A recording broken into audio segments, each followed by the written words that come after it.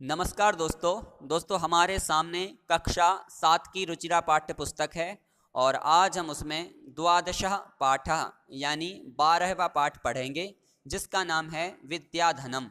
विद्याधनम यानी विद्या रूपी धन।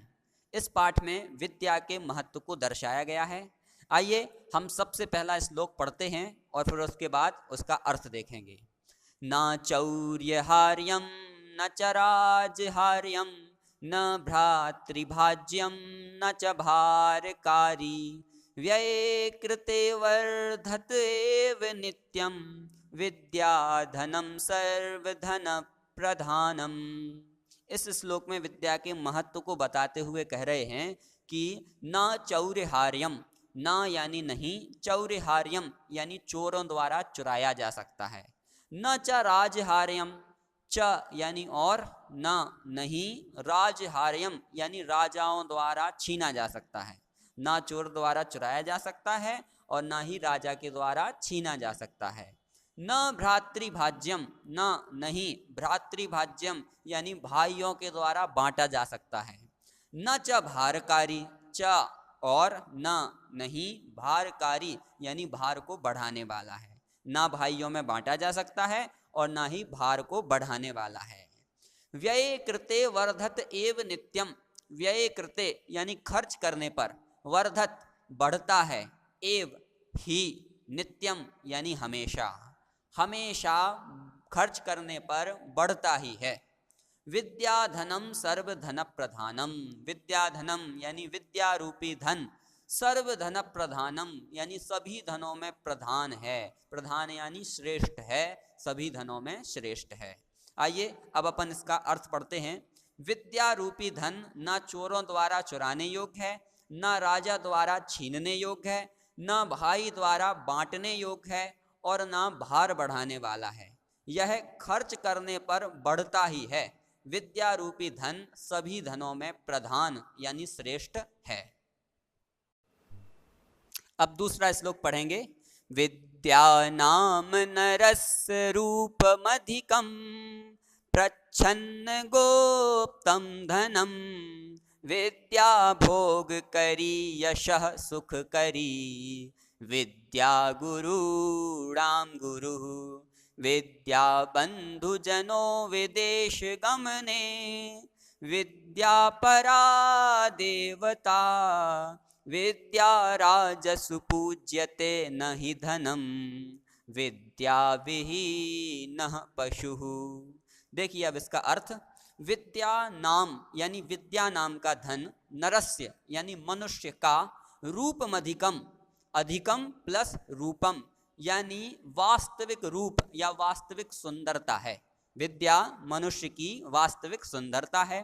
प्रच्छन्न गुप्तम धनम, प्रच्छन्न यानी अत्यंत, गुप्तम यानी छुपा हुआ, धनम धन है, अत्यंत छुपा हुआ धन है।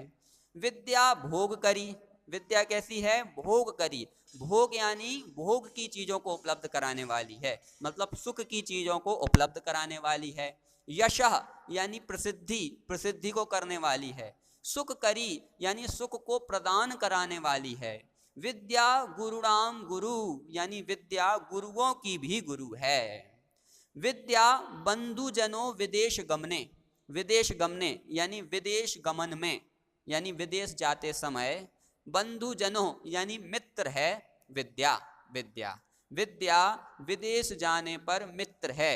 कहने का मतलब ये है कि जब अपन विदेश जाते हैं तो वहां पर अपना कोई मित्र नहीं होता है, लेकिन विद्या वहां पर भी मित्र होती है। विद्या परा देवता, विद्या कैसी है?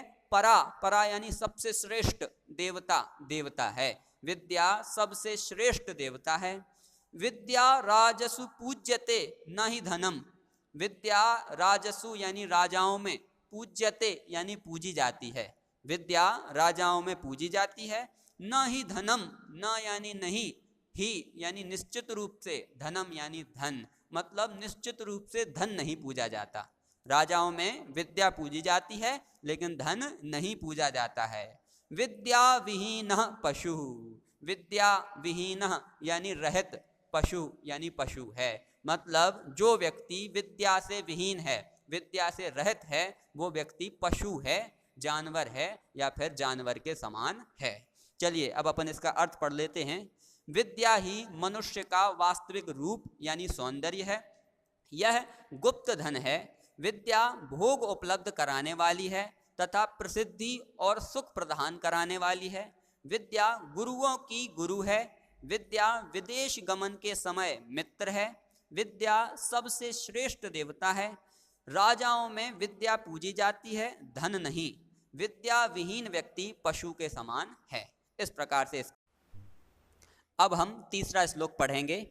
केयूराः न विभूषयन्ति पुरुषं हारा न चन्द्रोज्ज्वला न स्नानं न विलेपनं न कुसुमं नालङ्कृता मूर्धजाः वार्णेका समलङ्करोति पुरुषं या संस्कृता धार्यते क्षीयन्ते खिलभूषणानि सततं वाग्भूषणं भूषणम्। अब इसका अर्थ देखते हैं अपन। केयूराः यानी बाजूबंद, न विभूषयन्ति पुरुषम, पुरुषम यानी पुरुष को, न विभूषयन्ति यानी नहीं सजाते हैं, बाजूबंद पुरुष को नहीं सजाते हैं। हारा न चंद्रोज्ज्वला, चंद्रोज्ज्वला यानी चंद्रमा के समान उज्ज्वल, हारा यानी हार, न यानी नहीं सजाता है, मतलब चंद्रमा के समान उज्ज्वल हार भी नहीं सजाता है। न स्नानम यानी स्नान करने से भी मनुष्य नहीं सजता है। न विलेपनम यानी विलेपन करने से, सुगंधित पदार्थों का विलेपन करने से भी मनुष्य नहीं सजता है। न कुसुमम, कुसुमम यानी फूल, यानी फूल भी मनुष्य को नहीं सजाते हैं। नालंकृता मूर्धजाः, मूर्धजाः यानी बाल, नालंकृता न यानी नहीं, अलंकृता यानी सजाए हुए, मतलब सजाए हुए बाल भी मनुष्य को नहीं सजाते हैं।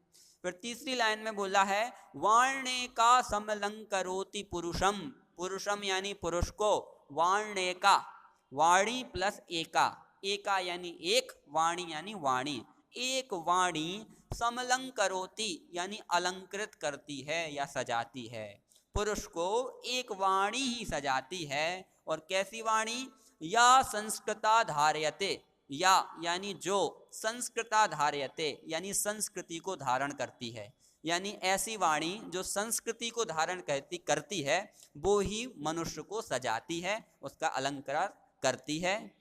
फिर सबसे अंतिम लाइन में बोला है क्षीयन्ते खिल भूषणानि सततम, क्षीयन्ते यानी नष्ट हो जाते हैं, अखिल भूषणानि, अखिल यानी सारे, भूषणानि यानी आभूषण, सारे आभूषण, सारे आभूषण नष्ट हो जाते हैं, लेकिन सततम वाग्भूषणम भूषणम, सततम यानी हमेशा, वाग्भूषणम यानी वाणी रूपी आभूषण, भूषणम यानी आभूषण ही रहता है, लेकिन वाणी रूपी आभूषण हमेशा आभूषण ही रहता है, यानी वह कभी नष्ट नहीं होता है। चलिए अब अपन चौथा श्लोक पढ़ेंगे।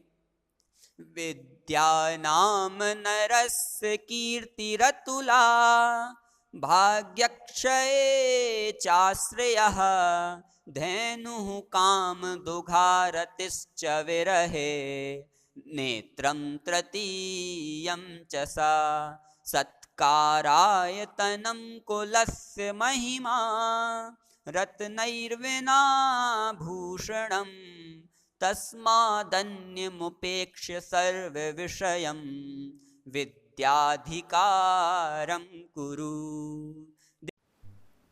चलिए अब अपन इसका अर्थ देखते हैं। विद्या नाम नरस्य कीर्ति रतुला, विद्या नाम यानी विद्या नाम का धन, नरस्य यानी मनुष्य की, कीर्ति रतुला, कीर्ति प्लस अतुला, अतुला यानी अनुपम या अपार, कीर्ति यानी प्रसिद्धि है।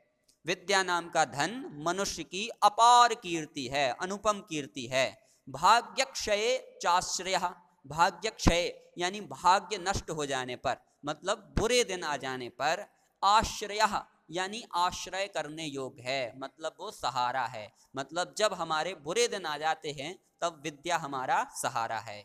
दूसरी लाइन में बोला है धेनु यानी गाय, काम दुघा यानी कामधेनु, मतलब विद्या कामधेनु गाय है या कामधेनु गाय के समान है।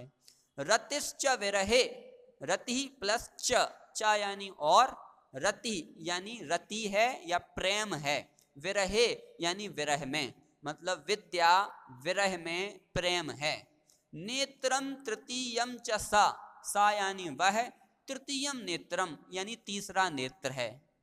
सत्कारायतनम कुलस्य महिमा, सत्कारायतनम, सत्कार प्लस आयतनम, आयतनम यानी घर है या केंद्र है, सत्कार यानी सम्मान का, सम्मान का केंद्र है। कुलस्य महिमा यानी कुल की महिमा है। रत्नैर विना भूषणम, रत्नैर प्लस विना यानी रत्नों के बिना, भूषणम यानी आभूषण है, मतलब विद्या ऐसा आभूषण है जिसमें रत्न नहीं लगे हुए हैं। फिर अंतिम लाइन में बोला है तस्मादन्य मुपेक्ष, तस्मात प्लस अन्य प्लस उपेक्ष, तस्मात यानी उससे, मतलब यह सब कुछ जान करके, अन्य यानी दूसरे, उपेक्ष यानी उपेक्षा करो या छोड़ दो, सर्व विषयम यानी सभी विषयों को, उससे अन्य सभी विषयों को छोड़ दो। विद्याधिकारम कुरु, केवल विद्या पर अधिकार करो, मतलब सभी विषयों को छोड़ दो, सभी बातों को छोड़ दो, केवल विद्या पर अधिकार करो। चलिए अब अपन इसका अर्थ पढ़ते हैं। विद्या मनुष्य की अनुपम या अपार कीर्ति यानी प्रसिद्धि है, बुरे समय में सहारा है। विद्या सभी इच्छा पूरी करने वाली कामधेनु के समान है, वियोग में प्रेम के समान है। यह मनुष्य का तीसरा नेत्र है। विद्या सम्मान का केंद्र, कुल की महिमा है, बिना रत्नों का आभूषण है। इसलिए अन्य सभी विषयों को छोड़कर विद्या पर अधिकार कीजिए, अर्थात ज्ञानार्जन कीजिए।